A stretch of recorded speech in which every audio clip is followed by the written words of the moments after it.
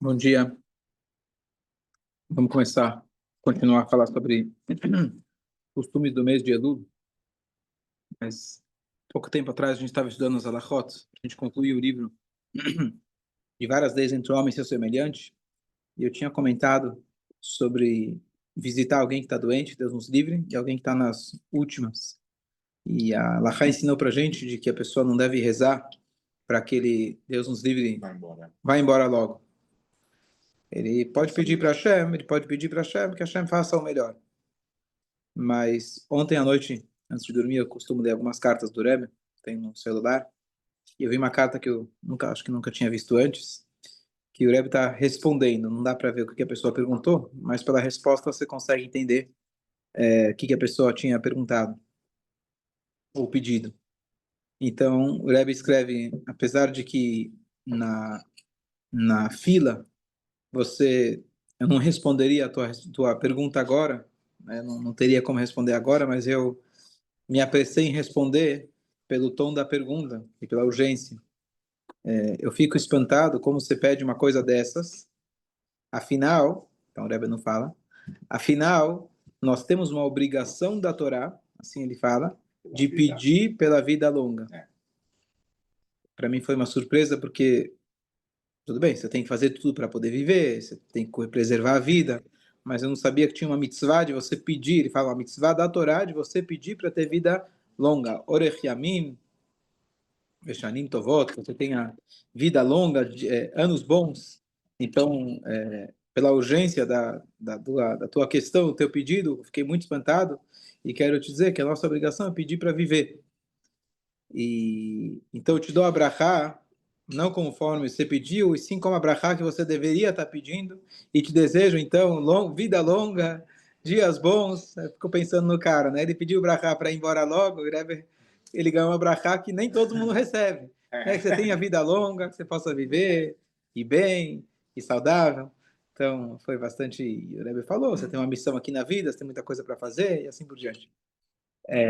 Então, achei uma carta importante de comentar, já que a gente estudou não faz muito tempo, achei muito bonito.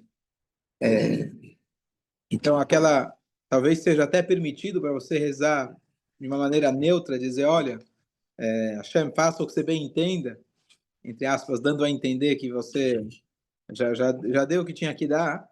Não, você não deve rezar dessa forma. Você tem que rezar para Hashem, que tenha vida longa, com saúde, com uma vida boa, Bezrat Hashem, e que assim seja para todo mundo. Então, falando sobre a vida longa, em Rosh Hashanah é quando Hashem ele decide a vida de cada um de nós. Ele decide como vai ser o ano, quem vai viver e quem, ao contrário, Deus nos livre. Em Rosh Hashanah que Hashem ele decide tudo. Então, vamos começar com os costumes do mês de Elul.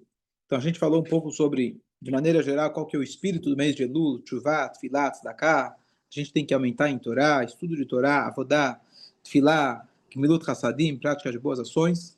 Mas vamos agora com as orientações práticas no mês de Elul. Então, vocês já sabem que a partir do Rosh Chodesh Elul, o segundo dia de Rosh Chodesh, ou seja, o Rosh Chodesh Elul começou no 30º dia do mês de Av. Esse é o primeiro dia do mês de o Rosh Chodesh Elul, mas ainda ele não é de fato o primeiro dia do mês de Elul. Ele se chama Rosh Chodesh Elul, mas o toque do shofar você começa a partir do segundo dia de Rosh Chodesh, que é de fato o primeiro dia do mês de Elul. Rabino, só posso falar uma coisinha rápida? Estava engraçado o senhor estar falando sobre isso, porque a gente estava com o Rabino Malovani também, nós estamos naquele livro, né? Rabefi. E Sim. exatamente no capítulo que nós estudamos, o Rabino estava falando que tinha um médico que ele estava com um paciente e ele estava assim, entre a vida e a morte, não tinha mais como, né? E aí ele acabou decisão médica, todo desligou os aparelhos. Só que aí ele teve um sonho, O médico. o médico. E aí ele veio, né? E esse homem veio. O que se foi? Por que você fez isso comigo? Era 4 dias, eu estava de 4 dias para eu conseguir entrar no Lamabá. E aí tinha um grande tzadik, um rabino, né? Que aí esse livro é sobre a história dos rabinos, né? Aí ele foi visitar esse rabino, ele falou assim, você não devia ter feito isso, mas você tem que fazer techuvá e tem que fazer as coisas em mérito da Não é alma alma. dessa Parece pessoa, para que ele tenha a elevação. Então a gente não sabe, né? sim. Muitas vezes, às vezes, Naquele segundo. a gente tem que ser sempre lá. Boa. Escolher. Então, consta nos livros de que no primeiro dia do Rosh Chodesh, ou seja, no 30º dia do mês de Av, estamos ainda no mês de Av, se costuma pegar o shofar e tocar para treinar. Assim que está escrito. Então, você não está tocando ainda, porque não é o mês, mas você toca para treinar. E eu sempre, honestamente, ignorava isso. Por quê? Eu já sei tocar. Há tantos anos. O primeiro dia do Rosh Chodesh, que é o 30º dia do Av. Ou seja, o dia anterior, você já toca, já pega para tocar. Então, eu não levava isso muito a afinco. Está escrito, tá bom. Mas aí, esse ano, eu vi uma coisa interessante, que o toque, esse toque no 30º dia, que teoricamente é só para treinar, não tem valor nenhum, digamos assim, porque ele é o preparo para você tocar no mês de Elul, que o mês de Elul é o preparo para você tocar no Rosh Hashanah. Então, eu treino para o preparo, não precisa, vai, já sei tocar. Tantos anos. Eu sou atleta. É? Eu sou atleta. Então, eu vi esse ano, e esse toque, que teoricamente é sem valor nenhum, ele está conectado com o toque que a gente vai fazer de fato no Rosh Hashanah, que é aquele toque que a Hashem ele vai definir tudo que ele vai fazer nesse ano e assim por diante, é aquele toque que a gente desperta a misericórdia de Hashem. Esse primeiro toque de treino, que teoricamente não vale nada, ele está conectado com esse último toque. Eu fiquei pensando qual que é a mensagem, tá? Eu toquei esse ano, toquei. Mas eu fiquei pensando qual que é a mensagem. Então, uma possível mensagem é de que quando chega a Rosh Hashanah, a gente tem que fazer boas decisões. A gente se compromete e a gente realmente, com sinceridade, a gente toma pelo menos uma boa decisão, um cuidado a mais com uma mitzvah, a gente tem que tomar no Rosh Hashanah. Só que para você conseguir fazer essa decisão e que ela seja duradoura, você precisa treinar.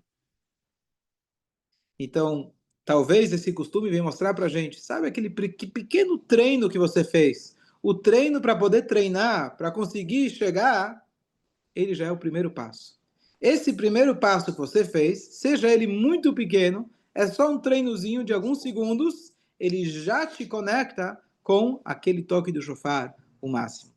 Voltando ao que eu falei algumas semanas atrás sobre os hábitos, pequenos hábitos que a gente tem, fazer uma pequena mudança, muito pequena que seja, mas ela vai ser aquele passinho duradouro, aquele primeiro passo, por menor que possa parecer para você, você não tem ideia do impacto que isso tem em todo o universo, como que a Hashem ele fica realmente satisfeito com aquele primeiro passo que você fez. Então, acho que a mensagem é que o treino do treino, aquele primeiro passinho, você pensou talvez em querer fazer tchuvá, eu gostaria de querer poder ter a vontade de fazer tchuvá, já é o primeiro passo. E com esse primeiro passo, você vai conseguir, Bezerra Hashem, garantir o bom ano. Então, nunca menospreze o poder de um pequeno ato. É uma moeda na tzedakah. É um ato que você fez. Esse pequeno ato, ele vai te conectar e vai te preparar para aquela grande transformação que vai acontecer no Rosh Hashanah. Boa, muito bom. Assim diz o Passuco, o final do ato, ele começa com aquele primeiro pensamento inicial. Boa. Então a gente tem o toque do shofar que a gente faz ao longo do mês de Elul. Na véspera de Rosh Hashanah, a gente não toca o shofar, e o motivo mais simples para isso é para separar, para distinguir entre os toques que eles são permissão, ou seja, não são uma obrigação, com o toque do Rosh Hashanah. Então você faz um dia de interrupção. Segundo costume que se tem é de se falar o capítulo 27 de Salmos, tanto em Shacharit quanto em Mincha, que é o de David Hashem Ori Veishi. A gente introduz ele. Aqui na sinagoga a gente começa no segundo dia de Rosh Chodesh e termina ele em Shmini Atzeret. Tem outros que costumam começar no 30º dia de Av e terminam em Hoshana Rabbah. Então, só acompanhar. O dia a gente vai anunciar. E o que tem de especial nesse capítulo de Salmos? Então, eu já dei um shiur inteiro a respeito desse, talvez mais de um shiur a respeito desse capítulo de Salmos, analisando ele. Então, eu vou só recapitular rapidamente qual é a conexão desse salmo com a época que a gente está agora. Então, a explicação mais clássica é que quando você diz, o Midrash ele diz que a palavra Le David Hashem Ori, Deus é minha luz, se refere a Rosh Hashanah, que Hashem está julgando todos nós. Ele conecta aqui, não é muito fácil de entender qual que é a conexão, o dia Hashem é minha luz com Rosh Hashanah. Depois ele fala, Deus é meu Ishi, Ishi significa o meu Mish'an, meu apoio. Isso se refere ao Yom Kippur. E Kitz Peneni Besukó, a palavra Sukó, vem da palavra Sukkot. Então, nesse passuco, você já tem uma alusão a Rosh Hashanah, a Yom Kippur e Sukkot. Essa é a explicação clássica. Tem mais algumas que talvez facilitam um pouco mais da gente entender. David HaMelech, naquele capítulo, ele fala uma frase, ele está descrevendo as perseguições que ele tem lá os inimigos dele, ele não teve quase momento de calma na vida dele. Antes dele ser rei ainda, o sogro dele, Shaul, perseguiu ele, queria matar ele. Depois, mais tarde, ele teve um reinado que ele passou por muitas guerras, passou por momentos difíceis. Depois, um filho dele queria, e de fato, expulsou ele de casa, profanou as 10 esposas dele, as 10 concubinas dele, precisou fugir, e no final esse filho foi morto. Depois ele teve 2 filhos que tiveram um caso entre eles, que Amnon e Tamar, que também foi muito complicado, trouxe para ele muita angústia. Ele, depois que ele teve a situação com a Batsheva, Hashem falou para ele que ele iria passar por muito sofrimento. Então ele, de fato, mudei aqui a ordem dos acontecimentos, mas ele teve esse caso com Batsheva e como consequência disso ele teve vários infortúnios, inclusive a morte, Deus nos livre, de um bebê pequeno. Ele teve esse fato que o Amnon e Tamar tiveram um caso, uma situação muito complicada entre eles, Amnon violentou Tamar, foi uma coisa muito grave. Depois o Amnon ele foi morto.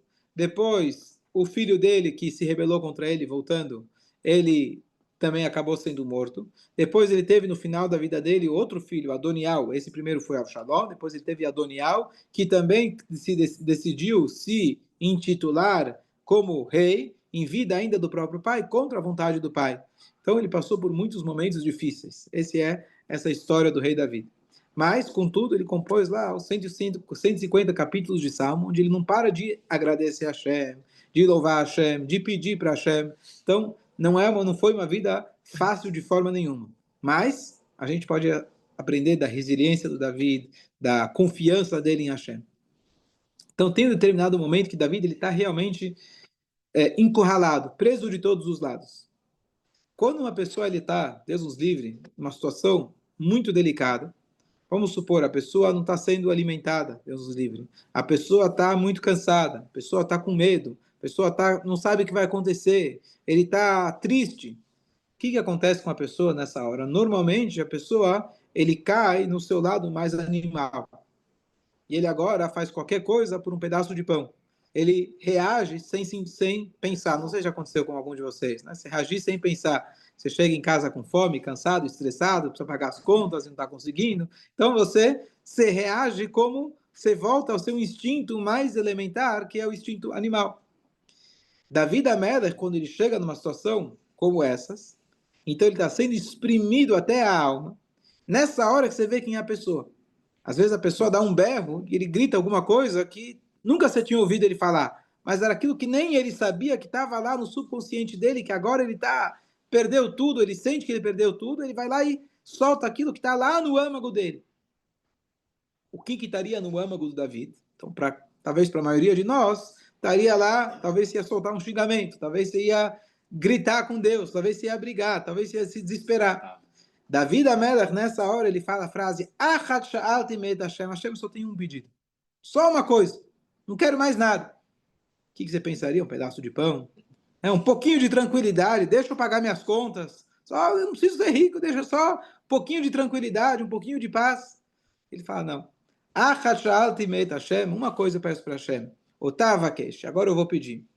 Shivti beveit Hashem kol yemei chayai. Permita que eu possa sentar na casa de Hashem durante toda a minha vida. Casa de Hashem se refere ao templo, que ele não conseguiu construir, Hashem não permitiu que ele fizesse isso, apenas a planta baixa, ele preparou o terreno para que o Beit HaMikdash fosse construído, mas o que ele mais queria era estar conectado com Hashem. Então, essa expressão máxima, de quando você pega lá no interior da pessoa e você pode ver o que está sendo provocado nesse momento, o que está sendo agora se despertando nesse momento, a gente também tem os dois lados. Tem aquele lado nosso que a gente fica bravo, a gente fica desesperado, a gente fica nervoso, ou a gente tem aquele lado que o Yehudi, quando você espreme ele até a alma, sai aquela vontade e fala, quando o avião está caindo, Deus nos livre, Hashem me ajuda, tá certo? Sai o Shema Israel. Na hora onde realmente o Yehudi ele chega no seu âmago, então, que não aconteça com nenhum de nós, e que Bezrat Hashem traga todos os Hatufim de volta, mas os relatos que vários deles tiveram, que justamente lá, no momento mais difícil, é lá que eles, pela primeira vez na vida, sentiram emuná, sentiram uma conexão com algo maior, porque tudo que eles tinham foi tirado deles.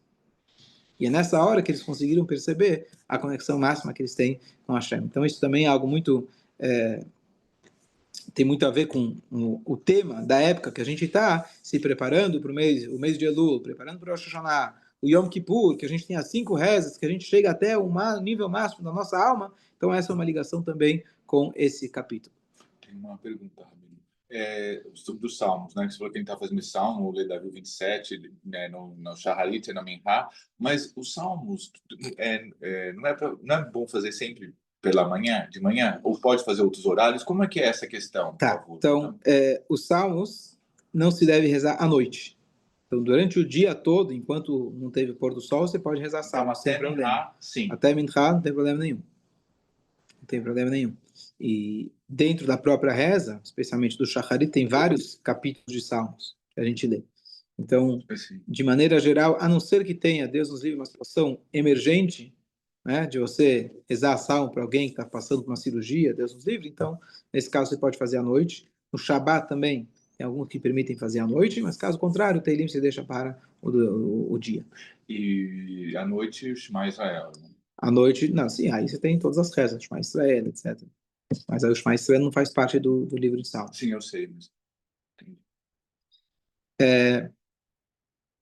E dos 150 salmos, tem alguns que são atribuídos a outros, não? Sim.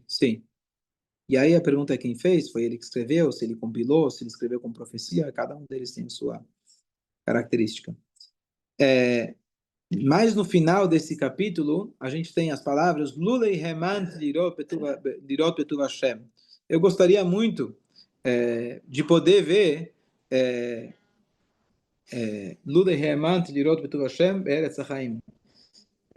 Não lembro a tradução precisa, mas se não fosse a minha fé, eu gostaria muito se não fosse a minha fé de acreditar que um dia, Bezrat Hashem, vou poder ver Hashem na terra da vida. Então ele está falando que, acho que a minha fé, não lembro exatamente a tradução precisa, mas se não fosse a minha fé, eu de poder almejar para alguma hora estar mais próximo de Hashem, eu não teria conseguido aguentar tudo isso. E aí, a palavra Lulei são as mesmas letras da palavra Elul. E a palavra Lulei aparece na Torá uma única vez. Aqui a gente está falando Teilim, mas na Torá ela aparece uma vez. Quando que ela aparece? Os filhos de Yaakov, eles voltaram do Egito, a primeira vez, para Israel. E aí eles viram para o pai e falam, olha, para a gente ir lá e buscar mais comida, ele exigiu que a gente leve o filho pequeno. Aí Yaakov falou, peraí, o meu pequeno Yosef sumiu. Agora o Shimon ficou lá. Você ainda vai levar o Binyamin? Nada feito, fica aqui. O tempo foi passando, a comida foi terminando. Yaakov vira e fala, vocês têm que ir para lá. E os filhos falam, bom, se a gente não ficasse aqui esperando, porque você não deixou o Binyamin embora, que luleit mamano, se a gente não tivesse aqui demorando, que atachav nos epamaim, já teria dado para a gente ir voltar 2 vezes. Que atachav nos epamaim, já daria para voltar 2 vezes. Assim que eles falam para o pai. De uma maneira talvez um pouco cínica. Então, dizem nossos sábios, o que significa isso? A palavra lulei significa se não fosse essa demora, já poderia ter voltado 2 vezes. Shavnu que lembra a palavra shav, lashuv? A palavra tshuva, voltar, retornar. Então, se você não demorasse, já teria dado tempo de você fazer tshuva 2 vezes. Então a gente já começa no mês de Elul dizendo, acorda, meu, para de ficar sonhando. Não adianta você agora querer, lá no final, como eu falei a outra história do outro dia, da hora de chorar, né?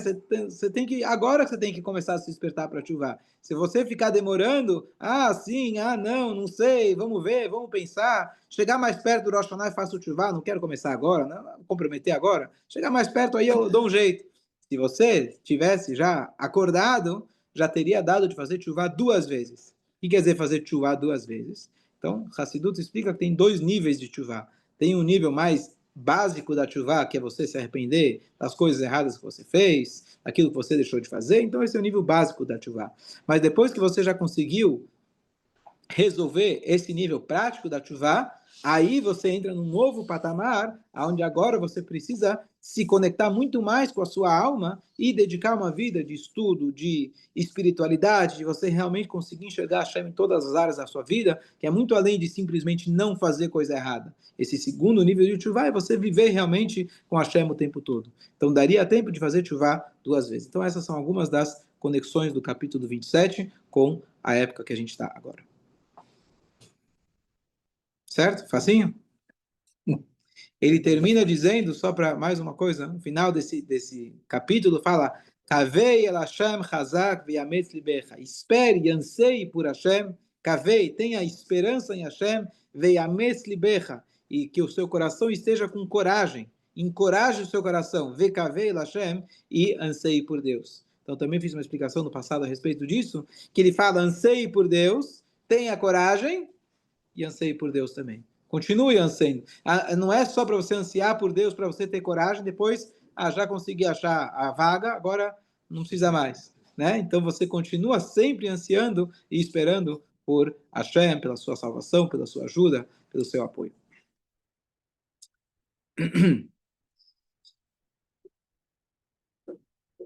Em termos de reza, aonde mais a gente acrescenta? Então, tem alguns que têm o costume, o Tzemach Tzedek, assim ele disse que assim ele recebeu do mestre dele, que recebeu do mestre dele até o Baal Shem Tov, que ele falou para que a partir do mês de Elul, até o final do Yom Kippur, você recite os 150 capítulos de Salmo. Ou seja, além do Salmo que você já faz normalmente, o Salmo do dia, o Salmo da tua idade, o Salmo dos familiares, etc., você acrescentar 3 Salmos por dia. Então você vai seguindo ao longo do mês de Elul e você vai até Yom Kippur. Então já são aí 40 dias. 4 vezes 3, você chega no 120, certo? Fiz a conta certo? Tá, então tá bom. E aí depois você tem lá, você deve, na véspera, entre a véspera do Yom Kippur, durante o Yom Kippur e no final do Yom Kippur, você consegue terminar os 150 capítulos de Salmo. Então, ao término da Neilá, você conclui esses 150. Então, a divisão até o Yom Kippur é 3, 3, 3. Mas depois do Yom Kippur são a mais para a gente conseguir terminar todos eles. Então, essa é uma forma também de aumentar em reza, já está prescrita, já está dividida, e Bezerra Hashem que isso também ajude a gente a ter um bom ano. Justamente hoje, o Rabino Kafif está aqui na sinagoga, ontem e hoje, ele vai ficar aqui direto, e ele faz a verificação de Tfilin e Mezuzot. Então, como funciona isso? Na verdade, a rigor, a Mezuzá, ela deveria ser verificada 2 vezes a cada 7 anos, uma média de 3 anos e meio. E o Tfilin, em todo momento que ele estiver ainda inteiro, não está embolorado, não está estragado por fora, ele continua na sua probabilidade de estava kasher, continua kasher. Então, inclusive o Rambam, ele traz lá que tinha um sábio do Talmud que ele dizia que esse Tfilin é do meu, acho que era bisavô, tataravô, certo? Então, por que então a gente coloca aí ele todo ano? Precisa ganhar parnassá? Como que funciona?